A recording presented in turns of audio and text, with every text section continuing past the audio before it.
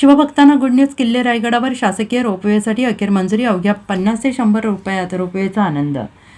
महाराष्ट्राचं प्रेरणास्थान आणि स्वराज्याची राजधानी असलेल्या किल्ले रायगडावर छत्रपती शिवरायांच्या समाधीस्थळाचं दर्शन घेण्यासाठी देशभरातून शिवभक्त येत असतात. रायगडावर दरवर्षी 6 जून रोजी मोठा शिवराज्याभिषेक दिनाचा सोहळा देखील संपन्न होतो. त्यासाठी महाराष्ट्राच्या कानाकोपऱ्यातून शिवभक्त येतात, तर वर्षभर किल्ला पाहण्यासाठी पर्यटकांची थेट गर्दी असते. आणि आता या शिवभक्त आणि पर्यटकांसाठी आनंदाची बातमी आहे, कारण किल्ले रायगडावर जाण्यासाठी आता नवीन रोपवे उभारला जाणार असून केवळ 50 ते 100 रुपयांमध्ये शिवभक्तांना गडावर जाता येणार आहे. विशेष म्हणजे हा सरकारी रोपवे असणार आहे, अशी माहिती माजी खासदार संभाजीराजे छत्रपती यांनी दिली आहे. रायगड प्राधिकरण विभागाचे अध्यक्ष आणि युवराज छत्रपती संभाजीराजे यांनी त्यांच्या सोशल मीडिया पोस्टद्वारे नवीन रोपवेबाबत माहिती दिली आहे.